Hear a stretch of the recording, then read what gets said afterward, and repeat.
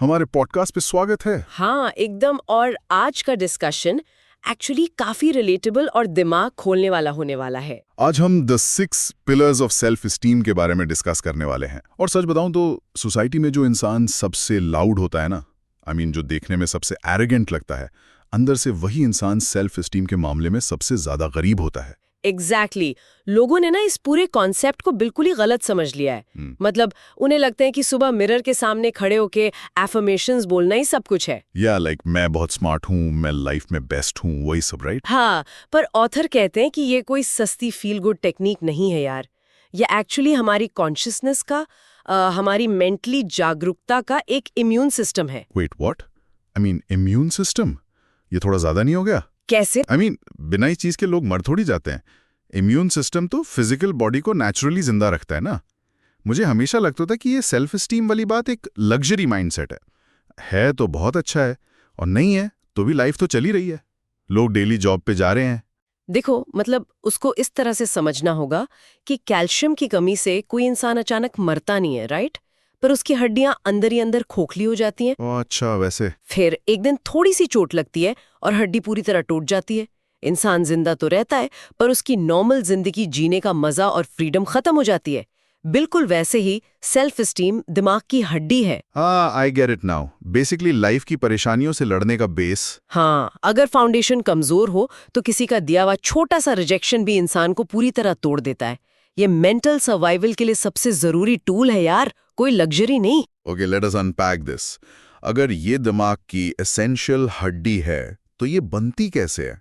Let us go step back. हमने बचपन से सुना है कि खुद से प्यार करो, पर वो बहुत वेग और हवाई लगता है एज अ कॉन्सेप्ट। वेग इसलिए लगता है क्योंकि लोग इसके पीछे की एक्चुअल साइकोलॉजी को कभी समझते ही नहीं। ऑथर ने इस थ्योरी को ब्रेक डाउन किया है और समझाया है कि इसके 2 कोर कंपोनेंट्स हैं। पहला है सेल्फ एफिकेसी। Self efficacy? जो प्रॉब्लम सॉल्विंग वाला कॉन्फिडेंस होता है? एग्जैक्टली मतलब अपनी खुद की एबिलिटी पर ट्रस्ट करना। जब लाइफ में अचानक नए चैलेंजेस आते हैं तो क्या तुम्हारे दिमाग को स्ट्रॉन्ग कॉन्फिडेंस है कि वो रास्ता फिगर आउट कर लेगा? राइट। और दूसरा हिस्सा है सेल्फ रिस्पेक्ट। ये कोई बाहरी वैलिडेशन नहीं है, ये एक डीप इंटरनल कन्विक्शन है कि इंसान सच में खुशी और प्यार का हकदार है। उसकी लाइफ की एक इनहेरेंट वैल्यू है। बेसिकली ये क्रिकेट जैसा है ना? क्रिकेट जैसा? कैसे? अगर हम पिच पे देखें तो बैट पकड़ने की परफेक्ट टेक्निक आना और बॉल की स्विंग को जज करना सेल्फ एफिकेसी हो गया। इंसान को पता है कि स्किल तो है, हाँ। पर पिच पे खड़े होके उस फास्ट बॉलर के आगे खुद को छक्का मारने के लायक समझना, वो सेल्फ रिस्पेक्ट है। वाओ, हाँ, बिल्कुल सही बात है। बिना दोनों के सेंचुरी नहीं बनेगी।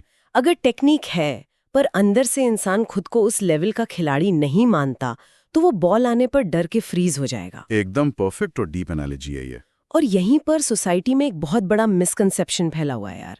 लोग अक्सर लाउड एरोगेंस को टू मच सेल्फ एस्टीम समझ लेते हैं, जो एक्चुअल में होता नहीं है। बिल्कुल। ऑथर इस बात पर जोर देते हैं कि एक्सेसिव एरोगेंस एक्चुअली बहुत लो सेल्फ एस्टीम और डर की निशानी है। असली वर्थ वाले लोग किसी को नीचा दिखाने की या सुपीरियर बनने की रेस में भागते ही नहीं है। नो वे। अच्छा, तो जो लोग ऑफिस में या दोस्तों के बीच इतना बोस्ट करते हैं, हमेशा अचीवमेंट्स गिनाते हैं, वो बेसिकली अंदर से डरे हुए हैं। हाँ, और इसी मास्क को सूडो सेल्फ एस्टीम कहा जाता है। जब अंदर असली फाउंडेशन खोखली होती है तो लोग उस वॉइड को भरने के लिए बाहरी चीजों का सहारा लेते हैं। शक्ल, पैसा, लग्जरी गाड़ियां या पावर। पर वो फेक प्रॉप कब तक चलेगा? ज्यादा दिन नहीं चलता, क्योंकि सबकॉन्शियस माइंड को सच्चाई पता होती है और एक टाइम के बाद ऐसे लोग खुद अपना नुकसान करना शुरू कर देते हैं, जिसे सेल्फ सैबोटाज कहते हैं। वेट, सेल्फ सैबोटाज क्यों? अगर किसी ने फेक कॉन्फिडेंस बना भी लिया है तो वो उसको मेंटेन करने की कोशिश क्यों नहीं करेगा? क्योंकि अंदर की रियलिटी और बाहर का नकली मास जब क्लैश करते हैं ना, तो दिमाग बर्दाश्त नहीं कर पाता। एक बहुत शॉकिंग रियल एग्जाम्पल दिया ऑथर ने कॉर्पोरेट मैनेजर का। उसने क्या किया? उस मैनेजर का एक junior brilliant out of the box idea लेकर आता है जिससे पूरी कंपनी की ग्रोथ हो सकती थी। अब अगर सिक्योर बॉस होता तो उस आइडिया को एम्ब्रेस करता, पर इस मैनेजर ने आइडिया बिल्कुल दबा दिया और जूनियर को साइडलाइन कर दिया। सिर्फ इसलिए कि क्रेडिट किसी और को मिल जाएगा? उससे भी ज्यादा गहरा रीजन था, क्योंकि उस मैनेजर की खुद की इंटरनल वैल्यू 0 थी। उसे डर था कि जूनियर आगे निकल जाएगा और उसका नकली पावर छिन जाएगा। अपनी फ्रैजाइल ईगो बचाने के चक्कर में उसने कंपनी का और अपना दोनों का नुकसान कर दिया। How that makes so much sense. I mean, उस आइडिया से इशू नहीं था, इशू उस मैनेजर के अंदर के खोखलेपन से था। आई एम श्योर ये रिलेशनशिप्स में भी बहुत होता होगा। रिलेशनशिप्स में तो क्लासिक पैटर्न दिखता है इसका। देखा होगा कि कुछ लोग हमेशा टॉक्सिक पार्टनर्स चुनते हैं, जिसे हम मिस्टर रॉन्ग बोलते हैं। बाहर वाले बोलेंगे किस्मत खराब है, पर साइकोलॉजी कहती है उन्हें लगता है वो अच्छे प्यार के लायक ही नहीं है। आई मीन, ये तो एकदम वैसा हुआ कि किसी दिन मुंबई ट्रैफिक में आपको अचानक पूरा एम्प्टी और स्मूथ रास्ता मिल जाए। सही पकड़ा। आई मीन, हमेशा बम्पर टू बम्पर केओस देखा है, और अचानक एम्प्टी रोड देखकर इंसान खुश होने के बजाय पैनिक कर जाए कि जरूर आगे रास्ता टूटा हुआ है और घबरा के सड़क बीच ब्रेक मार दे। हम पीस डाइजेस्ट ही नहीं कर पाते। इसे क्लिनिकल टर्म्स में हैप्पीनेस एंजाइटी कहते हैं। दिमाग फेमिलियरिटी ढूंढता है, चाहे वो रिजेक्शन का दर्द ही क्यों ना हो। अच्छा रिलेशन मिलने पे लोग खुद ही झगड़ा करके पार्टनर को भगा देते हैं ताकि उनका वो दुख वाला बिलीफ सच साबित हो जाए। Man, that is actually super dark यार। और सबसे स्केरी पार्ट है कि ये दिमाग के बैकग्राउंड में ऑटो पायलट पे चल रहा है। तो the million dollar question is, इस लूप से बाहर आने का रास्ता क्या है? इस पैटर्न को तोड़ने के लिए 6 इंटरनल और एक्सटर्नल प्रैक्टिसेस हैं, और ये एक्चुअल एक्सरसाइजेज हैं, फिलॉसफी नहीं। पहली 3 अंदर की ताकत बनाती हैं। शुरुआत होती है लिविंग कॉन्शियसली से। ओके, कॉन्शियसली मतलब प्रेजेंट मोमेंट में फोकस करना। उससे भी डीप, होश में जीना और फैक्ट्स को बिल्कुल वैसे ही अपनाना जैसे वो हैं। अपने डार्क मोटिव्स को, अपने एक्शंस को क्लियर लेंस से देखना। इग्नोरेंस यहाँ डिस्ट्रक्शन है। यार ये थोड़ा मुश्किल है, थोड़ा इजी करके बताओ। आई मीन, खुद की डार्क साइड और गलतियों को डेली बिना फिल्टर फेस करना, ये तो काउंटर इंट्यूटिव है। हमारी सोसाइटी बोलती है अपने फ्लॉज पे पर्दा डालो। मतलब यहीं पे दूसरा लेवल आता है यार, जिसे सेल्फ एक्सेप्टेंस कहते हैं। इसका मतलब अपनी बुराई को बढ़ावा देना या जस्टिफाई करना नहीं है, बस रियलिटी को झुटलाना छोड़ना है। जो फैक्ट है उसको मानना है, बिना गिल्ट के। Okay, clear. Reality check without the drama. पर डेली लाइफ में इसको लाएं कैसे? माइंड तो हैबिट से चलता है ना। उस ऑटो पायलट को ऑफ करने के लिए एक प्रैक्टिकल टूल है, सेंटेंस कंप्लीशन एक्सरसाइज।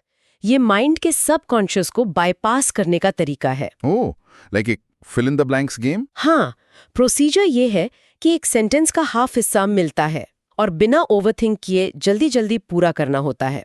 जैसे एक सेंटेंस है कि अगर मैं आज 5% और होश में जीऊं तो, और जब लोग इसको इंस्टिंक्टिवली फास्ट पूरा करते हैं तो अनफिल्टर्ड सच बाहर आता है। राइट। जैसे इंसान नेचुरली लिख दे कि अगर मैं 5% और होश में जीऊं तो मुझे रियलाइज होगा कि मैं एक्चुअली इस जॉब से नफरत करता हूं। एग्जैक्टली। या फिर लिखे कि मैं उन लोगों पर गुस्सा नहीं करूंगी जो मेरी केयर करते हैं। जब ये सच नेचुरली अंदर से निकलता है ना, तो इंसान जाग जाता है। और यहां से तीसरा कोर प्रिंसिपल आता है, सेल्फ रिस्पॉन्सिबिलिटी। टोटल चार्ज लेना लाइफ का। हाँ, जब जेन्युइनली कॉन्शियस होते हो तो एक कड़वा सच दिमाग में क्लिक करता है कि no one is coming to rescue you. कोई तुम्हें बचाने नहीं आएगा। Wait, no one is coming? Ouch. I mean, ये सुनने में बहुत ब्लीक और हार्श साउंड कर रहे हैं। हम लोग सोसाइटी में है यार, we have friends. Initial reaction harsh ही होता है, पर प्रैक्टिकली इससे ज्यादा लिबरेटिंग थॉट कोई नहीं है। जब तुम टोटली एक्सेप्ट कर लेते हो कि हैप्पीनेस की पूरी रिस्पॉन्सिबिलिटी सिर्फ तुम्हारी अपनी है, तब तुम विक्टिम बनने के बजाय गाड़ी के ड्राइवर बन जाते हो। सारी बात है। तो पहले 3 पिलर्स ठीक हो गए, कॉन्शियसली रियलिटी देखना, सेल्फ एक्सेप्टेंस से सच अपनाना और सेल्फ रिस्पॉन्सिबिलिटी से आगे का चार्ज लेना। Internal foundation strong. पर पब्लिक में जाते हैं तो वहां ये सब कैसे काम करता है?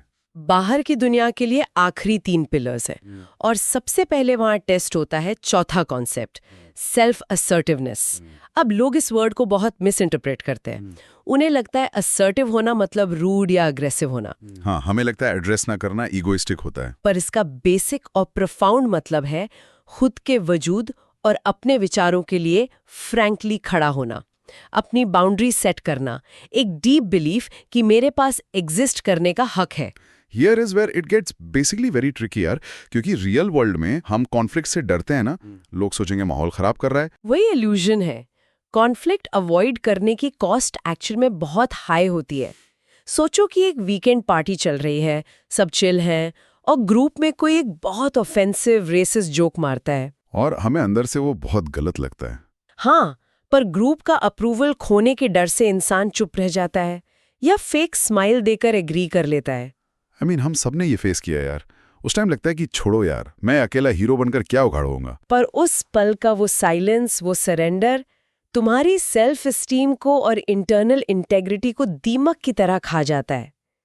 बार बार उसूलों पर खड़े ना होने से माइंड को सिग्नल जाता है कि मेरी आवाज की कोई वैल्यू ही नहीं है। Wow, that hits hard.